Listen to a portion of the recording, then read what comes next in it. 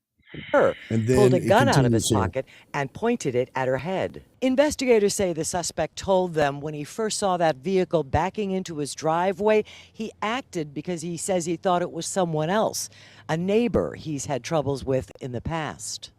But it wasn't that neighbor, and investigators say by the time the So I guess that it's okay then. If it would have been the neighbor he's had problems with, the guy in his own little mind would think, oh, it's quite all right for me to pull a gun out and put it in his face because he did a Yui in my driveway. I understand personal property, I understand respect, etc. But to walk outside, to leave your property, to go on someone else's property, to tell that person to stay off your property, and then pull out a gun and put it in their face, a woman nonetheless. This guy was a dude, obviously, and he pulled his gun out and pointed it at her face. I mean, people like this are just, these are the kind of people that give gun rights advocates and good responsible gun owners a I bad was getting ready to say reputation the because exact they same can't thing. hold their And here's anger. the thing, Aaron. I was talking to my brother about this the other day, and I'm a firm believer that when they're trying to take guns away from everybody or they're trying to limit these kind of things, um, one of the things that I'm having a big issue with right now is personal responsibility. You come onto somebody's property and you damage their property, and then you get upset because they pulled a gun out on you. This guy didn't damage anybody's property. There was no need for him to pull a gun out. But you know what? Had this other gentleman or this woman even had a gun, that could have turned really bad really fast. And she would have been Yeah. justified in using her gun because he made the first advance. And it's on film, right? So, and we've talked about this on the show before about the guy who, when what was it? It was here on 75, right south of Cowles Lane, where the guy was in a road rage incident. Car number two got out. He had a shotgun in his hand. Came up to the window, tapped on the window with a shotgun. Guy pulled out his pistol and blew him away. Well, the argument was, well, the shotgun was empty. I'm sorry, you're pointing a shotgun at me. I don't know if it's empty or not. Yeah. He didn't know that. So, I think that there's personal responsibility here. If something would have happened to this man, I think it would have been bad for everybody involved. But you don't just arbitrarily point a gun at somebody just because you're pissed off or you're mad because they pulled into your driveway. That's just stupid. And people like that don't deserve to have a gun. Again, Second Amendment and all that, you can't really take it away from them. But at the same time, well, Well, is yeah, you that is that can. considered a felony? Brandishing a weapon? Well, this gets back to the Second Amendment not being the incorporated against the states. So if the states decide, this guy's in Florida. If Florida says, "Hey, you're a danger to other people, we can take away your right to have a gun." Yeah, that's really Gotcha. nice to have a conversation about that in the comments. But yeah. But Curtis asked if that guy can qualify for a red flag. Kathy said this as well about the story about the young lady who packs a lunch or a meal for her son when they go out to eat. Kathy says, even if you don't put it on social media and people say something in contrary to you, ignore or tell them to mind their own. Just mind your own business. I mean, it's honest. Now, this is what I guess I've come to the age in my life where I honestly am getting to the point where I just really couldn't care less what other people That's it. think about me. I do my show. I love doing my show. I enjoy doing this. If you don't like my show, go listen Yep. to some other show. I'm not going to change who I am and make myself different to please you. This is what I'm doing right now. And but the thing about it is, somebody says something about you contrary to what you like, or they make fun of you or mock you. And I'm not perfect at this. Trust me, I am not, because I've had my issues. I'm trying to get to the point where I just be like, whatever. Honestly, whatever. Now, again, I'm not perfect at this, because I know some people in the comments are going to probably throw up stuff there that I'm not like this or try to, prove me wrong. I understand it's a work in progress, but I'm trying to get to the point where, hey, I can't expend the energy that's necessary for me to care about what Right. you say. And I've been through some trauma and religious trauma at ministries I've worked for, or ministry that I worked for. And I've also been through some just emotional trauma from businesses that I've worked for in the past that still creeps up and still gets me. But, turn over a new leaf. Today's the best day to start. Somebody doesn't like you, big whoop. You take a meal for your kid out to dinner. If you don't take your kid out to dinner, if you don't go out to dinner as well, who cares? Live your life the way you want to. There are so many more things we could be upset about and annoyed about than those things that are happening right now. Have you heard about Jamie Foxx? I heard that he was ill, and that I saw a couple of passing headlines, but I didn't really go to figure out if they were legit or not, so I don't know if they are. So I was questioning this because I got it through another source that is now the source specializes in one thing. And it's, it's natural resources, dieting, not dieting, but healthy living, healthy lifestyles, non-GMO stuff. It also has some conspiracy theories and things that it covers on there. So I got an email newsletter from him, and I was like, you know what? I question it a little bit, but then I saw today that it was actually shared on MSN.com. Now, of course, from MSN.com, it came through, where did it go here? It came through OK Magazine. It says here, health shocker, Jamie Foxx left paralyzed and blind from blood clot in his brain after receiving COVID-19 vaccine, source claims. Now, this is on MSN.com, right? They actually put a headline out that says that Jamie Foxx is left paralyzed and blind from the COVID-19 shot. Now, this is just reporting the news story. What's wrong with my shirt? I don't know what you're talking about, Curtis. I love this shirt. But anyway, it says here, horrific details have been revealed regarding Jamie Foxx's mysterious medical state. The Django Unchained star is said to be paralyzed and blind in addition to a series of other complications after receiving the COVID-19 vaccine. Hollywood journalist AJ Benza claimed after speaking to a source close to Fox. So you got the source. This is on Ask Dr. Drew. You've got the source who heard it from another source who's actually close. So this is like third hand that you're receiving this information. But the guy says Jamie had a blood clot in his brain after he got the shot. He did not want the shot, but the movie he was on, he was pressured to get it, confessed the podcaster who formerly worked as a columnist for the New York Daily News. And during an appearance on Dr. Drew Pinsky's online show, Ask Dr. Drew, he said the blood clot in the brain caused him at that point to be partially paralyzed and blind. A blood clot in the brain, that's a stroke. But he said that he insisted his insider was someone in the room with firsthand knowledge of Fox's hospitalization. He says, I'm thinking, is that why he blew up on the set a week before his medical emergency happened? The veteran journalist asked Pinsky, is that why he fired 3 or 4 people because he had it with these mandates? Fox was admitted to the hospital after suffering a medical complication on Thursday, April 11th, although specific details on his current status have been difficult to discover. So he made a post on Instagram, but the post on Instagram was just like a black background with white wording saying that he was healing or getting better or something like that. So people are like, why is there no vocalization from, why we're not hearing from him? Why are we not seeing pictures? Why are we not seeing a video? What is going on that we're not hearing this? And people are speculating wildly about this effect on there as well. Let me see here. So okay. But anyway, people are speculating wildly about it. I was kind of timid on covering it because, I don't want to cover something that I think might possibly be true. I'm not always perfect at that. But when I saw that it was covered on MSN and with that headline, I was like, first off, that's a surprise that it would be covered. And then second, they're actually putting that story out there on what you can, quotey fingers, legit news websites. Well, and the question is number one, is it legit news? And, I think we've proven time and time again that just because it's on MSN, it doesn't necessarily mean it is legit. But yeah, I agree with you, Aaron. I think there's a lot of, you got to be careful when we talk about this stuff because you don't want to put out fake news and you don't want to put out just the latest, the latest thing. I have heard a couple of different things from a couple of different sources that say he is attributing this to the vaccine, and it's becoming more and more commonplace for people to see that and to say that, and you have a lot of people that are upset because they were told that it was perfectly safe. They were told that it was this. They were told it was that, and now we're seeing all this fallout, and it's not a good thing. It's not a good thing at all. Yeah.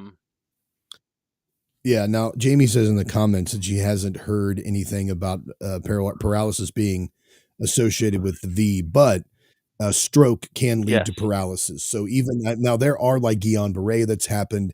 That's part of it. And if you do have a stroke, that can render you blind I or love not. But Curtis's response to the last statement there. Stay out of the Blue Oyster Bar with that shirt. oh yeah, for some reason Curtis is bagging on my shirt pretty hard. But man, I love this shirt. It's a pink flamingo shirt. I received this as a gift from a friend when I was doing some volunteering at a church oh my gosh, it's been 2 years ago this month. Audrey likes the shirt. I appreciate that. Audrey here also said this, Bride. I want to throw this up there because where did it go? Where did it go? Oh, come on. Here you go. Audrey says, heck, I don't agree with a lot of things said on the show, but I'm not going to sit here and bash Bryan over it. Nice. All right. Audrey, what's Oh, up with man. you? Come on. Give us a sound off. Tell me what you don't like. Tell me how the Lord Brian Scott Jackson is wrong today. Go ahead. We don't have that much time on those sound offs, Bryan. Well, we'd have to have her on as a guest yeah, for we'll a have to. series. Yeah, okay, whatever. Go away, Aaron. Oh man. Yeah, I mean this shirt. Oh, and here, look at this. Audrey says, throw this up too. I think it's a rad shirt. I dig it. Thank you, Audrey. I've got several of these. My wife actually hooked me up with a couple of these. Not this one. This was a gift, but my wife, I guess you consider it a gift from my wife. She bought several of those, several Hawaiian shirts for me when we went on our cruise a couple of weeks ago. And thoroughly enjoyed wearing these. Okay, now Bryan, gosh, I tell you, this just keeps getting weirder and weirder. Now I covered the Little Mermaid thing again. I couldn't care less what they do with the Little Mermaid. If I'm going to watch it, I'm going to watch the 1989 animated version with my daughters, not just by myself. Nice recovery there. Go ahead. Well, the IMDb. Everybody knows what IMDb is, right? Internet Movie Database. You trying to sneeze or hold back something, Bryan? Sorry, I was about ready to yawn. Sorry. Oh, okay. That's getting a little tired. No, I'm not bored getting there. bored. This trip is wearing me out, and it's not going to slow up anytime soon. So let's keep going. The Little Mermaid review has on IMDb has shown an increase, what they consider an abnormal increase. And this abnormal increase is in negative reviews. They call it review bombing. The Little Mermaid suffered a fair amount of backlash for its casting of Halle Bailey in the title role, but its trailers and clips from the movie started to appear online. It became clear that her portrayal of the character was more than a justification of her casting. Well, let me get to the actual. All right, IMDb says here that though there are still plenty of people who have issues with the movie that extend beyond the critique of the film itself, in response to these reviews, sites have taken the move to counter these warnings to those using their site to gauge whether to see the film or not. So IMDb says our rating mechanism has detected unusual voting activity on this title. To preserve the reliability of our rating system, an alternate weighting calculation has been applied. Although we accept and consider all votes received by users, not all votes have the same impact or weight in the final rating. When unusual voting activity is detected, an alternate weighting calculation may be applied in order to preserve the reliability of our system. We are currently observing an unusual distribution of scores which demands the need for caution. We encourage you to make up your own mind about the film. So IMDb, the largest movie database, is now grading on a curve. Houses reviews is now grading on a curve because they think that The Little Mermaid has received an inordinate amount of negative That's reviews. awesome. So here's the thing. So we're asking for your feedback. We're asking for your comments. But if we don't like your comments, we're just going to negate your comments as they don't carry as much weight as somebody else's comments who we do like. Right. So if you have negative reviews, we're going to say no. We're not going to calculate those. They say here that although we accept and consider all votes received by our users, not all votes have the same impact or weight. I thought all votes mattered. Talk about an echo chamber, All movie right? Talk reviews about an mattered. echo chamber. We only want to hear positive reviews. If you send us a negative review, we're just going to make sure that nobody ever sees that. I'll be the first to tell you, when I go Yeah. to Amazon or when I go to any other peer-reviewed site, if I want to see, first thing I do is I look for the 1-star reviews. I want to see what the worst is that a person can say about this product. And if Right. it's negotiable, then okay, then I'll start looking and seeing what the best thing, because you know as well as I do, these companies and IMDb and a lot of other places, they have the spam bots that go in and they plus up their own reviews, or they have their own positive feedbacks and stuff like that. So I'm not really concerned about that, but they're not going to give themselves a 1-star review, right? So the chances of me getting an actual honest opinion about a product is going to be the guy who didn't like it. So I'm going to go look for that Yeah. first. I'll take a 1-star, 2-star. I'll read what they say, find out if there's any legitimacy to it. I might even do some research based on what he said. Here's the thing. Now you've got a company who is priding themselves on a database of information, not even a grading system, but a database of information. And they're applying a grading system that says what the user thinks doesn't matter. I don't think it's going to end Yeah. well for them. Well, not only that, but think about they're telling you that you're allowed to make up your mind when it comes to you're supposed to. You need to make up your own mind when it comes to Little Mermaid. Yet when it comes to, maybe something being using a sharp object to release something underneath your skin becomes apparent, unfortunately, you're not allowed to make your own Right. decision on that. You're not allowed to, you have to listen to what we call, quotey fingers, science, because you're not allowed to make up your own mind with anything else. You're not allowed to make up your own mind when it comes to that, what goes in your body, but you're allowed to make up your own mind when it comes to Little Mermaid. And we encourage that. All the fake news, all the information that's gone out there all the time, you're not allowed to make up your own mind unless IMDb says you need to make up your own mind, right? And let's see here. Let's read some of the comments. Audrey says here, I've heard great reviews on the new Little Mermaid film. I haven't been a big fan of the animated films being turned into live action, but it's my choice to go see them or not. Exactly. I mean, if you want to go see it, I couldn't care less. If you want to go see it, if I don't want to go see it, I won't go watch it. That's what it comes down to. I'm not going to spend my money. I'm not going to spend my time to go watch that. If somebody says, hey, we're going to remake the original Terminator, how about I just go watch the original Terminator? Which, Brian, have you watched it No, yet? I have not. Oh my gosh. If somebody said to you, Brian, we're going to remake Braveheart. I would, yeah, I probably wouldn't watch it. I wouldn't watch it. I'm not going to watch it. Because it's my opinion, it's my choice. Just out of sheer curiosity, I did watch the remake of Footloose, and I was like, for what it is, it's okay. I don't think that you can ever outdo the '80s version, but I did watch it. I watched the remake of Ghostbusters and thought it was horrible. I thought that was, I mean, you've literally just destroyed an American institution that has been a part of my childhood since the early '80s. Now, see, how does that destroy your childhood? No, it's not that it destroys it. It's just it's like I just think there are some things that just need to be left alone. I mean, you had a fantastic story in the Ghostbusters.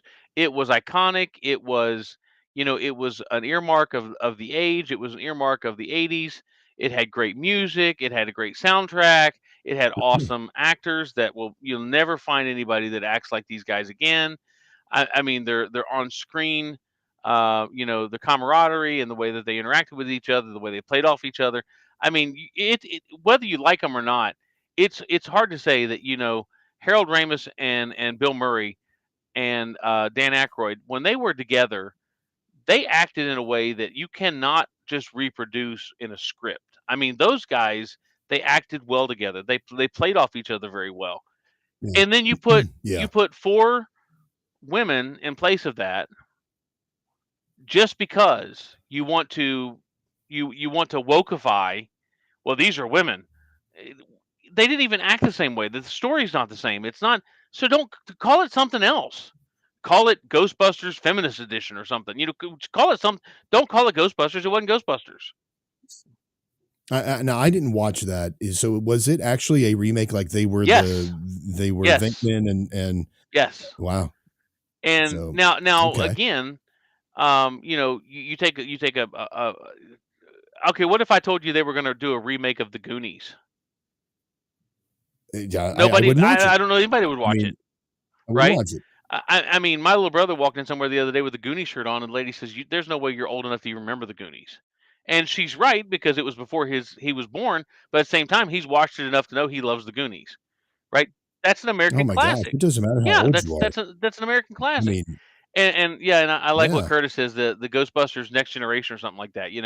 Or I mean, I guess my problem is it's not so much that they're remaking Little Mermaid, it's how they're going out of the way to destroy things that were popular. And I say destroy because I think that's what they're doing to it. Maybe other people think they're making it better, but how they're going out of the way to destroy icons. And I had there's a guy that I've been following on TikTok just recently, and he made a statement, and I'm probably going to catch some flack for this, but I'm going to go ahead and say what he said. He Uh-oh. said, let's take traditionally black characters and replace them with white, cis, straight men and see how the reverse is received. So now you take Shaft and you turn him into, Arnold Schwarzenegger, or you take, Goonies Never Say Die. I love it, Audrey. See, now we can agree on that. Well, that's okay. But you take these traditional, I'm trying to think of a well, okay, Martin Luther King. Let's make him, Larry. Let's give him like some whiter than white toast actor to play Martin Luther King. The society would go absolutely insane over that. But we're okay doing it in reverse. I'm having problems with this. I'm having a lot of issues with this. Well, what I say, and my daughter even said this, without me telling her my opinion on it. Why make a black Superman? Just make your own superhero that's black. Yeah, I mean, exactly. If and now again, and Audrey says this in the chat as well. Hold on just a second. Let me pull it up. She said movies and stories, and I actually said this earlier about the national anthem with Jewel. Movies and stories are remade, retold, and reimagined all the time. I do agree that not all movies should be remade, though. Example of a movie that shouldn't be remade is the Back to the Future series. I agree 100% with that. You cannot remake the magic that Michael J. Fox and Christopher Lloyd had with Doc Right. Brown and Right. Marty McFly. You can't do it. And plus, I mean, if you remember, Crispin Glover freaked out and sued. I think it was Robert Zemeckis because he wasn't in the second one. And when Marty went back in time and met his mom and dad at the dance, they took an actor that resembled Crispin Glover and then put makeup on and prosthesis on his face to try to make him look more like Crispin Glover. And he sued because he was like, you tried to make him look like me. That's my image. That's my face. That's essentially his brand. So he was, I think he ended up winning on that because it's intellectual property. It's like his face. That's how he makes money, and you stole it from him. But anyway, I agree. You can't remake Back to the Future. And again, people can try to do artistic expressions of movies and things that they redo all the time. Curtis says here that it worked for Star Trek. The reason it worked for Star Trek, though, is because Star Trek didn't try to remake or redo Kirk's story or Spock's story. They created an alternate timeline. Exactly. It was so Trekky too. It was so perfect with Star Trek because it went along right with that sci-fi thing. Yep.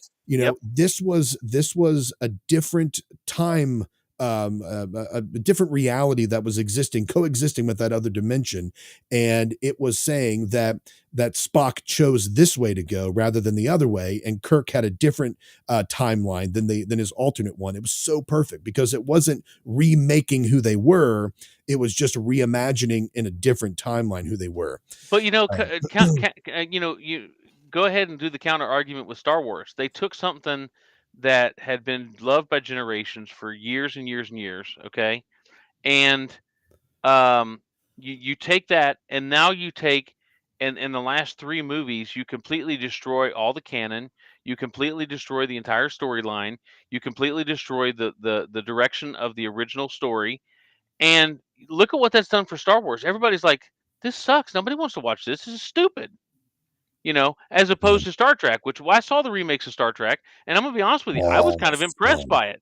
They were awesome. They were fantastic. And I thought to myself when I walked out of that first one, and I thought they have just figured out a way to recreate this brand in a whole new generation and still stay, number 1, relevant, number 2, still stay with the canon, and number 3, still include the old actors.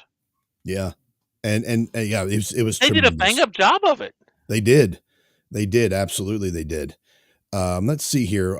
Spatial Optic. I'm assuming this is Watson saying Watson Scissorhands. Jamie says here, I saw the original Star Trek in the theater with my dad. Never watched another one after that. The motion picture is incredible. I mean, when you think about the technology of that day, you're going from the 1969, I think it was like 69 to 72 is how long it lasted. And watching the graphics that they had there, and then going to the theater and seeing, of course, I was too young to see it. I didn't see it till my dad showed me later on in the 80s. But seeing the Enterprise right there on screen, that size with those kind of graphics on the big screen, that was franchise changing for that entire organization. Is awesome. Oh, wait a second. Jamie was correcting this. She said she saw the original Star Wars that they did here. Curtis says, it did work, but they had a uphill battle, but the writers pulled it off. Spatial Optic is still freaking out here about black elves in the Lord of the Rings for the love of humanity. Oh boy. I don't think that's such a big deal. You could have you can have a group or different bloodline of elves that existed previously that were wiped out or that moved to a distant land or something like that. I mean, it's like people just getting upset there. Let's see here. Audrey says there's a huge difference between changing the casting of a fictional character and a historical person, Brian. This may be one of those things she disagrees with. Look at the backlash Jada Pinkett is getting for her Cleopatra series. Oh, yeah, because Cleopatra was Mediterranean. She wasn't black. Okay, time out. And I would agree with you, Jamie. There is a different significance, but I think Audrey. Audrey, excuse me. I think there is a different significance, but I think that you have to admit the agenda behind both are the same, and they're wokeifying anything that is considered white or anything that is considered, that is not. Cleopatra was Mediterranean. She wasn't white. Well, yeah, but okay. So to me, it doesn't matter. The what you're running into is you're taking. The thing with Ghostbusters was you take men and you insert women instead. If you take I'm trying to think of, like think of the backlash they got when they made Nick Fury be a black man. In the comics, he was not a black man. Well, I tell you what, I don't think anybody else. I'm trying to think of a white dude that could play Nick Fury like Samuel L. Jackson. No, well, okay. So Samuel L. Jackson is a classification of all his own, but there were some comments even about that. We'll go back to when they made the Wild Wild West movie with Will Smith. Will Smith, and people had fits about that because he wasn't he wasn't a black character in the original movie or in the original series. I mean, it is what it is. Yeah. For what it is, right? But at the same time, I think there's an agenda, and it's plain to see there's an agenda going on where we're going to wokeify everything. And I think it's becoming almost crazy with just how far they're taking it. Let's see here. Jamie says she watched Star Trek on TV, the series, the original series on television as a kid. Yeah, my dad had, I don't know if he probably still doesn't have it now, but back before the DVDs were as popular as they were on a sci-fi channel. They were playing the entire series, right? Like from not like syndicated where they play like season 1, episode 3, and then season 3, episode 2, or anything like that. It was in succession. My dad set his recorder and had VHS tapes record every single episode. And he had a tub full of all of them. I think there's like, with the 3 seasons, I think there's something like 60 or 70 episodes. There might be a little bit more. I think it maybe had 25 episodes. I can't remember a season. So it could have been somewhere around 75 plus episodes. And he had this big tub. Now he's got a box. It's about 3 inches thick.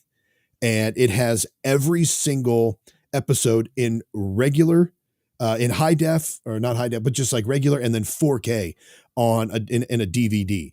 And that is like one of his most prized possessions, having that thing. You can't ever buy him Star Trek stuff for his birthday or for Father's Day because he's already got it. But maybe I'll try to find something. But I will tell you, I have to admit, I got your dad an awesome birthday present when I got him James Earl Jones Reads the Bible. Oh, Darth Vader reading the Bible. The best statement ever was he's like, I've got Darth Vader reading the Bible. Oh, man. Let's see. Curtis says that D&D has black elves and they're mean. Then that's racist. It's all racist. Audrey. Do they?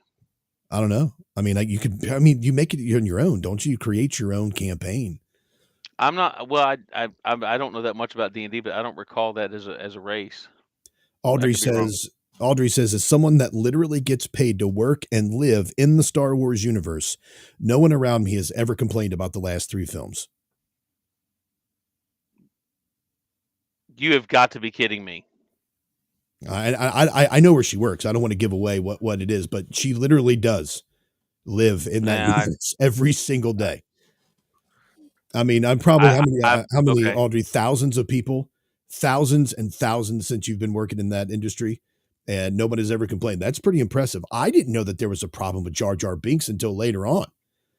I mean, honestly, I didn't know people didn't like him. I didn't know people disliked the, some of the storylines and all that. I didn't know any of that.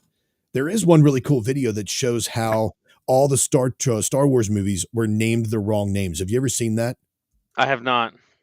Star Wars movies named the wrong. Okay, find it real quick because it's actually pretty cool. And I am a Star Wars fan, but I am much bigger into the Star Trek universe. Maybe it's because of my dad, but the older I get, the more I try to be more logical about stuff. And I believe that it is, I just enjoy the logic and the philosophy behind Star Wars a little better. And by the way, earlier, Brian, you said if somebody was going to remake a movie and put Arnold Schwarzenegger in it, as I don't know who it was you were talking about, Arnold Schwarzenegger automatically makes any movie completely badass. It's just it doesn't matter. He could be Luke Skywalker. He could be Obi-Wan. I'm watching it. I don't care. Okay. He automatically makes it awesome. Let's see here. I'm gonna try to find this video real quick. Let's see. Blazing Saddles as one that can't be remade. What do you think about that, Brian? Actually, somebody, the guy I was listening to even brought that up. He's like, put a white guy in there as Blazing Saddles and see what happens. Put what? Put a white guy in there as the main protagonist in Blazing Saddles and see what happens. I mean, people would freak out, dude. Seriously, you don't understand that. The outrage would be such a backlash if you were. So like I said, let's take. Granted, we brought up Nick Fury. Let's say all of a sudden we changed it to a white Nick Fury. Well, Marvel would go absolutely insane. They would go down the drain immediately. Nobody would pay attention to that anymore. If somebody did what?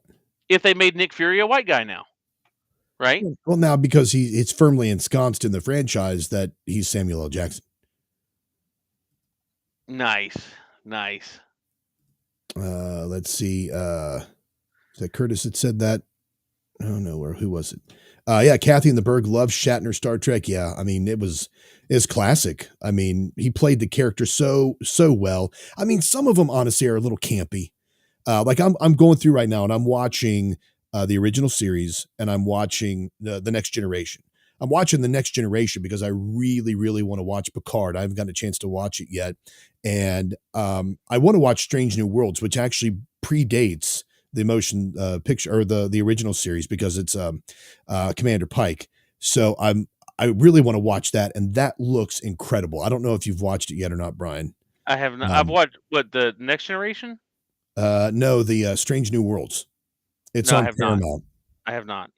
I'm trying to find this video here. If somebody has a link to that, here's a good question from Audrey. So, what do you call it when a black historical persons are portrayed as white people? Reverse woke. Example: Bass Reeves. He was wasn't he the first black sheriff or deputy marshal or something like that? I don't know. Let me see here. And no, I wouldn't call it reverse woke. I would call it woke as again. Anytime you change the identity of something that was there, anytime you change the identity of something that as a creator, as an artist, as a designer,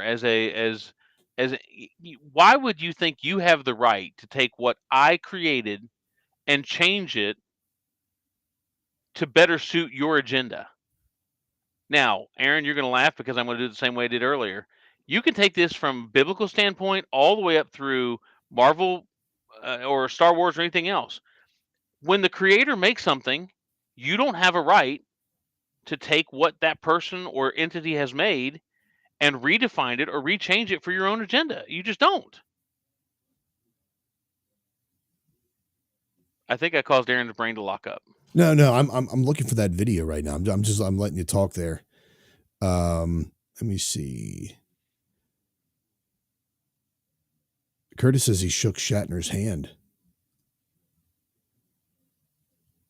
I think it was who said that Babylon 5 that had Jerry Doyle in it. I think he played the head of security. I can't remember his name right now. It's escaping me. But Jerry Doyle was a libertarian radio host, and his show was awesome. Oh, look at that. Audrey's saying that's called creative license, Brian. I don't know who Audrey is, but I don't like her. I'm just kidding. I'm kidding, Audrey. I'm kidding. Crap, dude. I'm Audrey kidding. She's I'm kidding. awesome. I'm kidding. I'm kidding. Wow. I mean, but you put that out in the universe there now, man. Now I'm going to take creative license and say that Brian is a sexist, racist bigot. That's a possibility. It won't be the first time I've been called that. So. Oh yeah. I'm going to try to find that video. If I can't find it today, I'll find it another time. Do you know what the New York Times though? What it said that the Little Mermaid was lacking in its remake? No, what was that? The New York Times says that the Little Mermaid was missing joy, fun, mystery, risk, flavor, and kink. Oh, dear God. What? Yeah. Oh. The story about a 16-year-old mermaid, and the New York Times pervertedly says it's missing kink. Whatever. I'm done. I mean, I'm just done. I'm done with the internet today. I'm just. What kind of idiots do we have in the? Oh God, whatever. Oh man, my computer's giving me a little bit of problems, Brian. Hold on a second here. I'll put up a comment here. I'll put up Audrey's comment here. Here we go. Hold on.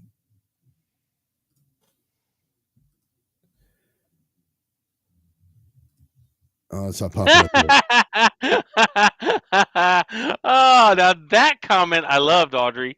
Thank you very much. Oh man, and I'm surprised. I think you all would get along if you didn't dislike each other so much. Let's see. I don't know that I don't like her. Here's the thing. I'm going to say this about that. First of all, a lot of the Star Wars geeks I know, and I am one, have had major issues with the storyline with the last 3 movies. And it goes into effect that Disney screws up everything they touch. They literally screw up everything they touch. Because the company as a whole has gone in such a left-wing extremist movement that nothing that was ever considered traditional or nothing that was ever considered canon can ever possibly stay the same. We have to, as you just said, kinkify it right there, with The Little Mermaid doesn't have enough kink in it. Come on, people. This is a children's story. What do you, Aaron? That just makes my brain hurt. Yeah, Seriously. it is. It is. I mean, it's. I read that the other day, and I was like, wait. I mean, it stopped me in my tracks. I was like, and now of course they receive backlash over it because people are like, hey, you big perv, why are you saying over there that that this is that it's lacking in this kink? It's unbelievable to me that they would even print that and then allow them to continue having that out there. So, gosh, where's that stupid video? It's driving me insane. Now, one of my friends just sent me a message. Apparently, he's been watching the show too. He just sent me a message about, I guess it's a dark elf known as a drow, in Dungeons and Dragons. I thought those were descendants of like spiders and things like that. I don't know, but if they're elves, I wasn't aware of that. But again, my knowledge of D&D is not that great, so my brother would have probably known more about that than I would have. But I know drows are dark skinned. I know that. So, Okay. but see, to me, it's not even about the skin. It's not skin color to me. This is it's plain to see there is an agenda that's involved. That's just you can't change the fact that the agenda is obvious. At least I don't think so. I mean, go ahead, Aaron. Sorry. No. Please go ahead. I finally found the video that I wanted to watch, but I know I never watched Doctor Who, Curtis. So let's see. Yeah, so I never saw that, and of course Curtis has given you a nice little warning there, Brian, that Audrey has connections. And then here's this. I'll throw up for. Hey, a quick Audrey, second. send me a message offline. We need to talk. Oh boy. Brian's hitting on chicks in the chat room. Here we go. That wasn't a hit. Are you kidding me? Good Lord, that was a. Audrey says, I just wish I could always make it for the show. I really enjoy it. I value and appreciate opinions that differ from my own. That's how I learn, grow, and expand my views. See, that's exactly the entire point I'm trying to make as well. You know, Brian and I differ on the whole, his worship of the United States and my worship of Christ. And we have differences on that, but we can still have a conversation and talk about it because we know that we love one another. We're brothers in Christ and, you know, brothers in more ways than one. And we're able to have a conversation and to dissect this stuff and talk about it without being offended and stomping off. You know, back in the day, Brian can attest to this, man. I threw a Bible at Brian one time because he disagreed with me on theology. I kicked Aaron out of a studio one time because we disagreed on something. You remember that, Aaron? Yeah, I do remember. I remember the exact topic that was about too. It was about a punchline on the news story. I do. Yes, I do. So we've had our issues in the past, and but at the same time, I think that Aaron and I have learned, or at least I know I have, that sometimes you have to listen to people who are outside of you of your understanding or what you know in order to grow. And I think that one of the things that we're missing here is that changing the original stories is not causing anybody to grow, but learning from where we are now will help people grow. Right? So yeah. You can't say that, that just because we had slavery, that slavery was wrong. But at the same time, you can't make modern people pay for what their ancestors did. Right? So let's learn from it and move on. One of the big conservative pushes that I've heard a lot from a lot of conservative institutions now is the understanding that yes, we had slavery, but from the inception of our Constitution, we were trying to abolish slavery. It took us a while. Don't get me wrong. We weren't good at it necessarily, but we still abolished it before anybody else did. Right. So I mean, I'm okay with learning from history and calling it history. That's just where I'm at. Sorry. No, you're fine, brother. Please. This is Watson has done this. This is an amalgamation. I saw that. I love it. Watson, Aaron, and Brian. That's awesome. That's awesome. I mean, like it's got Brian. It's mostly a handsome looking devil right there. Mostly because it looks mainly like Watson. It's got the beard of Brian. Yes. It's pretty much the face of Watson. The beard of fury. Yes. Oh man. And before I get to that Star Wars, actually no, let me go ahead and play this Star Wars video here. I'm surprised you've never seen this before, Brian. This is awesome. Now this is the Lego edition of this. It's the only one that I could find on right now. Let's see if I can make this larger at all. Actually, let me just do this. Okay, here we go. Every Star Wars film. How come everybody? Wait a second. Sorry about This is why every Star Wars film has the wrong title. What happens in Episode 1? We meet Anakin Skywalker, The Rise of Skywalker. Years later, we find out that Palpatine, leader of the Sith, have ordered an army to destroy the Jedi. Revenge of the Sith. In Episode 3, Order 66 happens and the clones attack. Attack of the Clones. In Episode 4, Obi-Wan teaches Luke that it's time for the Jedi to return. Return of the Jedi.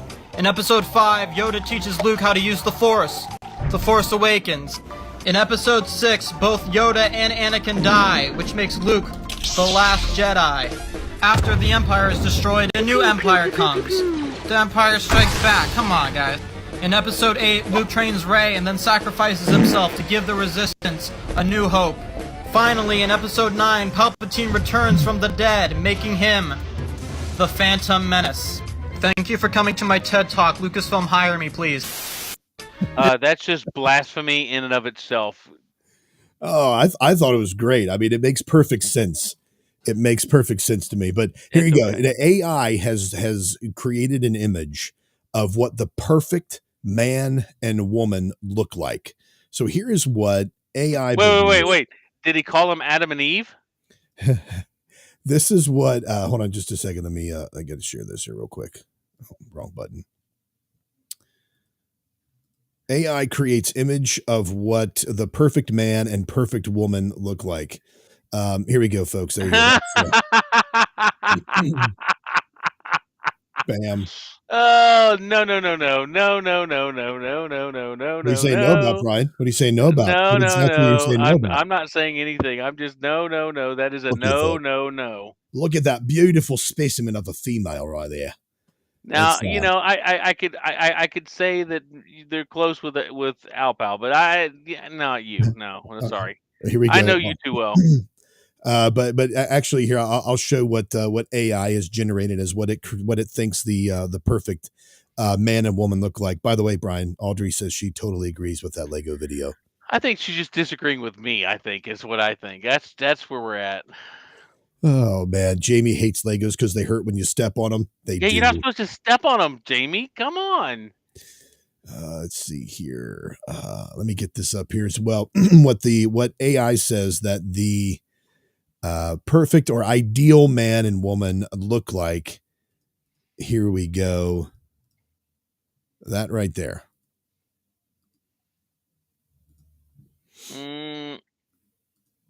Bam. That's what it says. That's what it says a perfect man and woman look like. Ladies, are you in agreement with that being the perfect man? I'm not. I don't think. I don't know. I mean, that's a pretty elongated neck on that dude right there. And I'm just, not impressed with the female version of that. Let's see. Kathy says, nope, not a chance. Jamie says, nope, far from it. That's what she's saying right there. It says here that artificial intelligence has unrealistic and often dangerous ideas of what the perfect man and woman look like. According to a new study, chiseled features, olive skin, and 8-pack abs are among the features that kept cropping up when 3 leading AI image generators were asked to create ideal male and female bodies. I don't know if a 6 or an 8-pack on a woman is attractive. Women who have more muscles than I do that you can see, I'm not sure I'm digging that. Yeah. It asked the generations to come up with pictures of men and women based on specifically on beauty standards set by social media.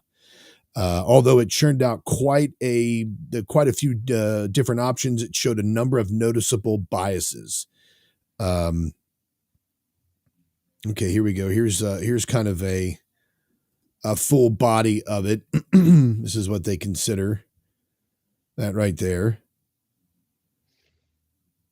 So let me see here where the you know what I see, and this is probably me just getting older. What I see is, especially with the female, is I see that's a good specimen for the age of about 23, and in about 4 years, a lot of that's going to change, and she won't be that perfect specimen right now. That's what I think. Well, If you're only looking at the outside, which no, you're I don't saying think we should. say that part again. I was reading some of the comments. You think what now, Brian? So I like with the with the issue with the female, right? That's a good specimen at the age of about 23, 24. The chances of her staying in that condition, if you're only looking at the outside, if you're only looking at the very um, shallowness of the outside and just her appearance, that's going to be okay. That's going to be, she's beautiful, but that's not what she's going to look like in 5 years. That's not who she's going to look like in 5 years. And so I think it's hard to generate an image of a perfect specimen when because you're only going by looks, right? Yeah, and So it's also pulling from social media, which is the absolute worst place to pull any ideas from. well, here's the Right. thing. She could be a very attractive young lady on the outside, but if I went up to approach her or talk to her and she was a complete jerk, or her personality was just a snot all the time, I would walk away from her. I'm like, no, I'm done. I just walk away from her. That has no interest to me whatsoever. Curtis is asking, I guess now this is of course But can she make me? can she make a sandwich? And Curtis, that's probably why you and I are still single, right? Is that what it is? Audrey says he's not going to look like that in 5 years either. No, I mean you're Well, absolutely right no, on totally that. agree. I was talking about from a guy's perspective at the girl. But let's face it, if you're dating somebody or if you're connected to somebody simply because of the way they look, understand that look is going to change, and it's going to change quickly. And so, yes, exactly Yeah. right, Audrey, is male or female, if you're only attracted by their looks. Now, I still contend that guys are visual people. We're designed to be visual. So if a woman is attractive, she's going to get our attention. But her looks are not going to be what holds our attention, and that's also scientifically proved, right? So, and if it is, it's because he probably thinks that his looks are going to hold her attention. So there you go.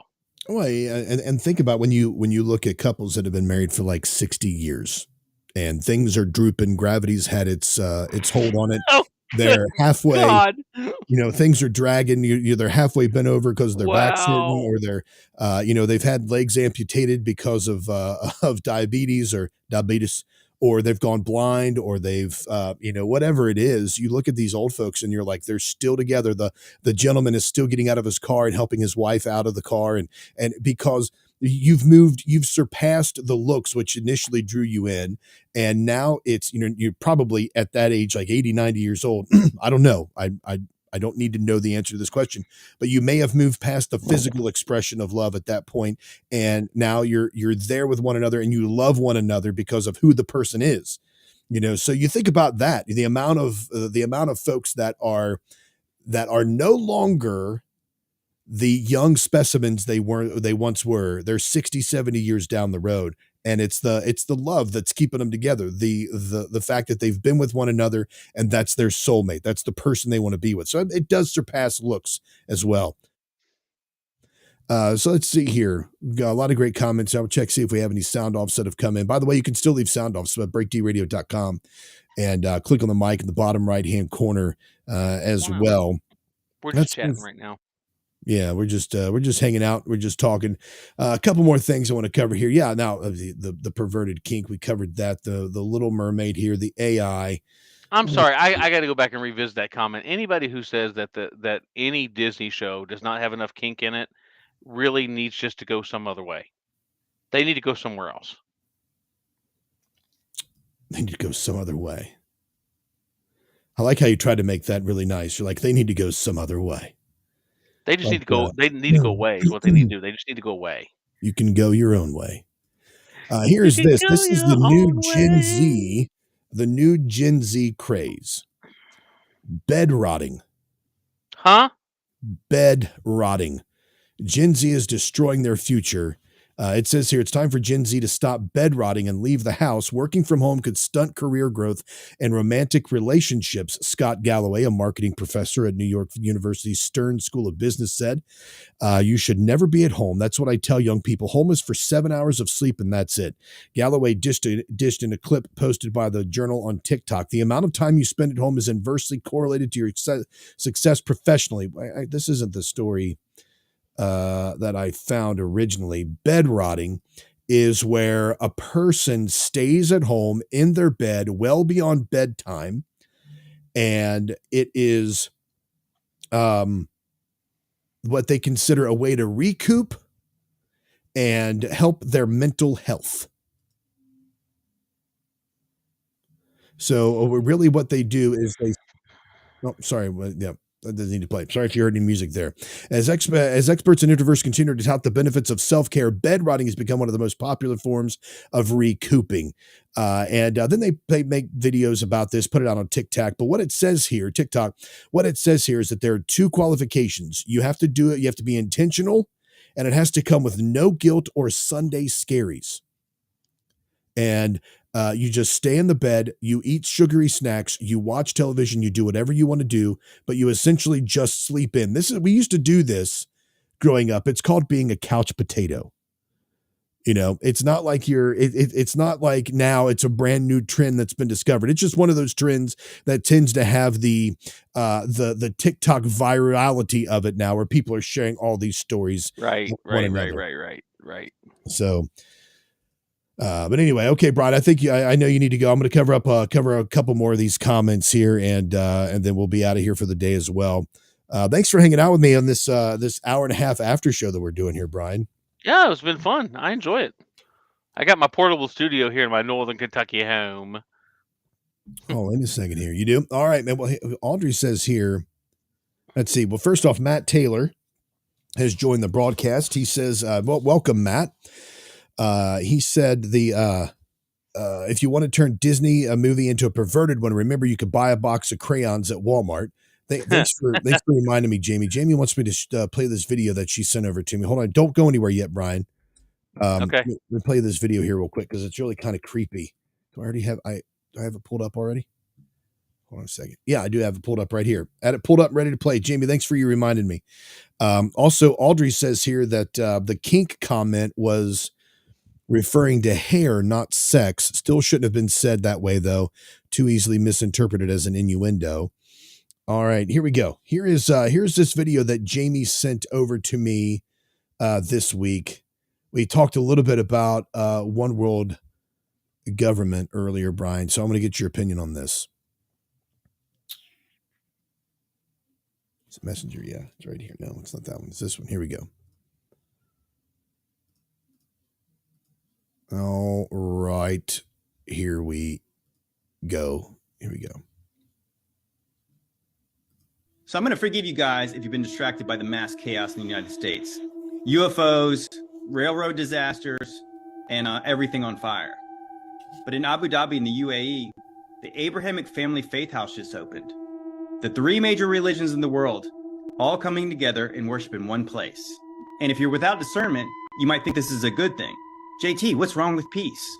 Well, in Thessalonians it says, when they're saying peace and safety, that's when sudden destruction comes, and they won't be able to escape it. Because what this really is one step closer to a new temple in Jerusalem, on the Temple Mount.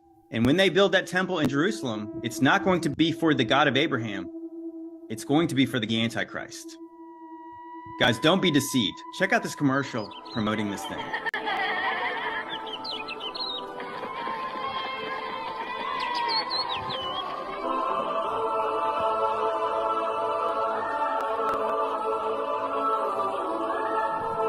Check out the symbolism here. So here you have the young lady representing the Catholics. We have the older boy representing Islam. The youngest boy representing Judaism. There's your pyramid, Semiramis, Nimrod, Tammuz. Or you could say Isis, Osiris, and Horus. As Jesus once said to the Pharisees, if they were children of Abraham, they'd be doing the same works as Abraham. But they're not. So that's the Abrahamic family house. Now it's actually open right now. It opened in March. Already open in operation here. This is a story from CNN.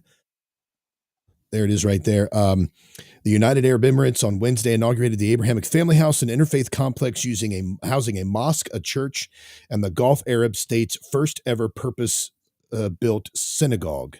Designed by renowned Ghanaian British architect David Ajay, the project incorporates several architectural styles traditionally found in mosques, churches, and synagogues around the world.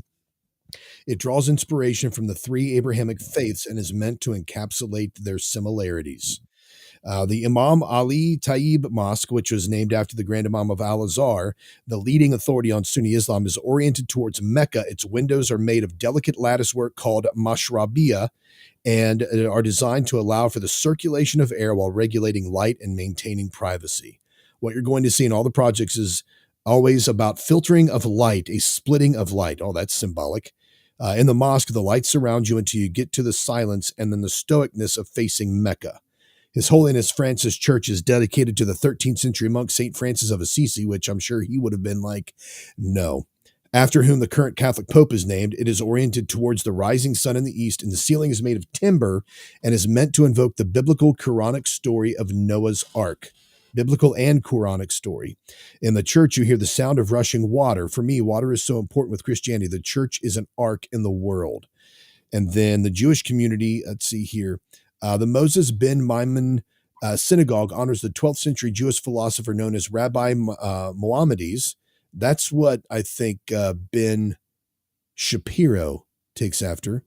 The scholar who was also a medical doctor who led the Mediterranean Jewish world and whose patients included Saladin, the Muslim ruler of Egypt and Syria. The synagogue of the UAE's first purpose-built Jewish place of worship, and like most synagogues around the world, is oriented towards Jerusalem. It is inspired by the Jewish festival of Sukkot, which is celebrated by building temporary shelters. So that is. So what do you think about that, Brian? I think they've been in the works of doing this unification project for a long time about trying to get the three quote unquote Abrahamic faiths together. But again, I think it just takes us one step closer. I'm not sure I agree with all the symbolism that man mentioned in there. He intermingled, three different identities with the three different images or the three different gods or whatever. So I'm not sure that I agree with all those the what do you call them, the analysis or the equations. But at the same time, I mean, the idea of trying to bring all religions together under one has been something that the world's been trying to do for a long time. And I think we're getting closer and closer to it, But in order for that to happen, okay, let's go back to my original statement that's been the theme of the day. In order for that to happen, you have to change some of the main tenets of these faiths. Whether it's Christianity, whether it's Islam, or whether it's Judaism, in order for those three groups to worship together as a unified body, you're going to have to go in and change some primary tenets, not even secondary or tertiary. You're going to have to change some primary tenets of their faiths. So I don't see anyone who is a purist to any one of those religions or faiths getting on board with this. No, I agree with that. I mean, because you said it perfect. What you have to change in order for those expressions of faith to exist there would alter the belief of each faith so much, right, that it would be, I don't want to say unrecognizable, but it would be untenable. Jamie says one world money, one world order, and one world religion is what they're going to. And then Audrey asked, so the Bible's Antichrist is going to be the head minister of the organization? I don't know if that's hypothetical or not.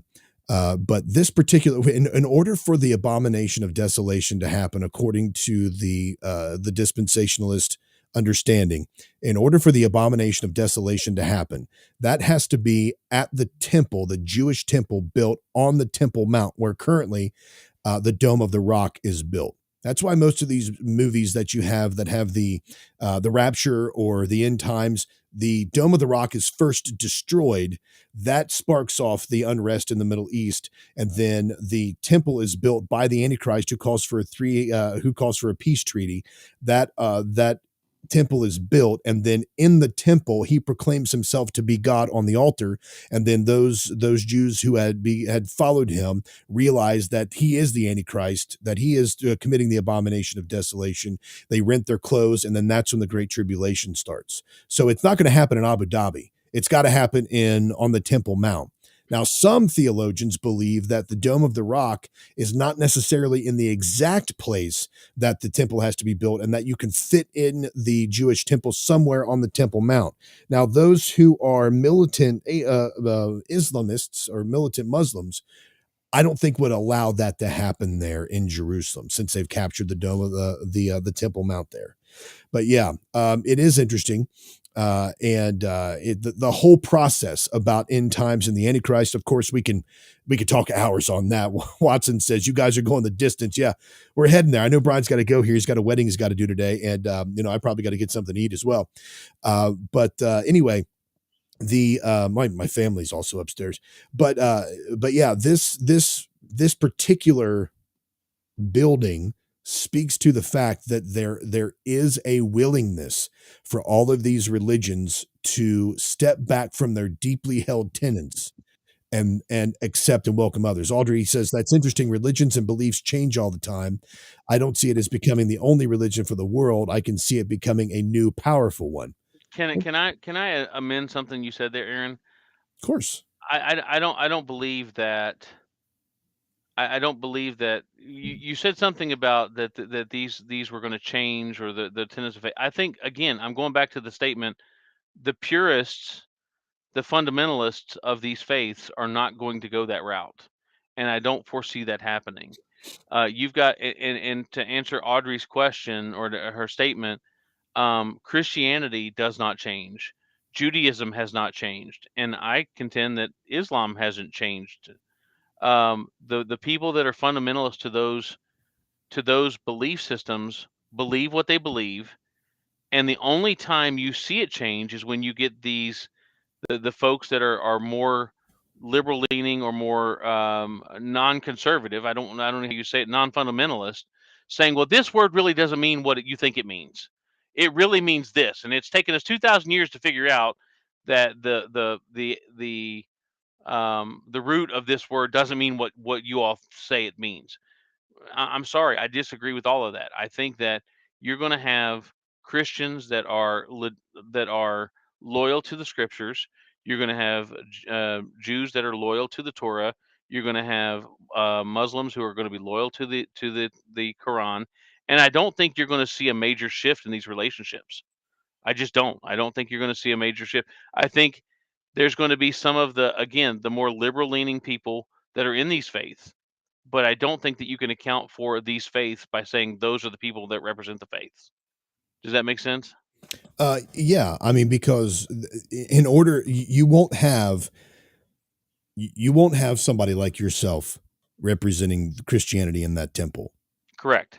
All right. You won't have somebody, I don't know really popular Muslims. I do know that St. Francis of Assisi and probably Mohammedis would not agree with having those places named after them either. Right. Because you have to suspend the belief, because in Judaism, and specifically in the Talmud, it says that Jesus Christ is burning in hell in excrement. It says that he was a criminal that was crucified for it. Ben Shapiro has said that before. How really? Can that belief? Oh yeah. He said he's a criminal that deserved to be crucified. How can that belief that Christ deserved to be murdered, that he was not the Son of God, coexist with a religion who says he's burning in his own excrement in hell? I don't think Mohammedis said that, but the Talmud says that. So I don't understand how those can exist with one another. Gotcha. And I don't, and in Islam, although it teaches that Jesus Christ was a prophet, it does not hold him as God, which Christ claimed to be. So also you can't have that existing there as well.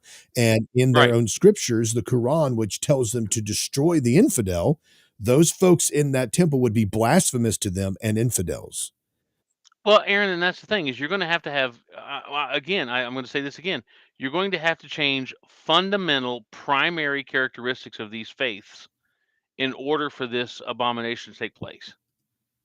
And I call it an abomination because it's a perversion of either one of those relationships. It's a perversion between the Christian relationship with Christ. It's a perversion of the Jewish relationship with Jehovah, and I believe that it's a perversion with the Islamic relationship with Muhammad. You're taking away the very basic tenets of their faith and saying, yeah, we can overlook this part so that we can fellowship with this group of people. I'm sorry, that's apostate in nature. Yep. Matt Taylor says ARC stands for an act of random kindness, not to start a biblical war. I have to agree with Bryan, but I understand that trying to create peace among the people. Yeah, I asked him to elaborate a little bit more on that one. I'll see if he did. Yeah, because ARC does not mean that. That's something we have added to it, but that's not what ARC means. Audrey amended her statement by saying that she should have worded it as interpretations of religions change all the time. The words stay the same. Agreed. The interpretations change. Agree with that. Jamie says here, well, look at the last few years and tell me people won't do what they are told. That's true. Audrey follows that up with, that's true too, Jamie. If it's touted that it's for the greater good of humanity, then people will fall in line. And Jamie follows up with, some people will. I believe that the sea was a test run for obedience. Yep, there was a lot of things covered on that. So, Bryan, we've gone here for almost 4 hours here, 3.5 hours, 3 hours, 38 minutes. So your wedding, what time is the wedding you're doing today? What time you got to be there? I need to be up there no later than 4, but I need to go get ready and stuff because it's about a half hour away. Okay. And I told her I'd be there by 2:30. Okay, good deal. Let's see. Matt follows up with his saying, oh, it's interesting. I always thought that's what it meant. Learn something new every day. I'm not, again, I think he knows you, Bryan. I think Matt Taylor is a friend of yours. Yeah, he goes to church at my church. Oh, okay, cool. Yeah. Okay. I know what I want. I'm heading to the woods, says Jamie. All right, folks. Thank you to Jamie and Audrey and Matt and Curtis and Linda. And who else was on here today? We've had a really great conversation here. Watson was on there. Watson was on there, leaving a lot of comments. J May was on there. Yeah, thank you to everybody for hanging out with us on this. If you can't get this live every Saturday, you can catch the replays Sunday afternoons at 1 p.m. on Mojo 50 and then played variously throughout the week. You can also go to breakdradio.com where you can leave your sound off and listen to this and previous episodes of The Breakdown as well. Audrey says, have a beautiful day, everyone. And I hope all your encounters are spectacular. May the force be with you. Live long and prosper. No, may the force be with you. Don't do that live long and prosper garbage. Come on, man. All right, folks. Thanks again to everybody. Bryan, thanks for staying with me for this long as well. And until next time, well, we got Bryan Pernay. Byron Pernay. There all you right, go. folks. Until next time, make Christ super.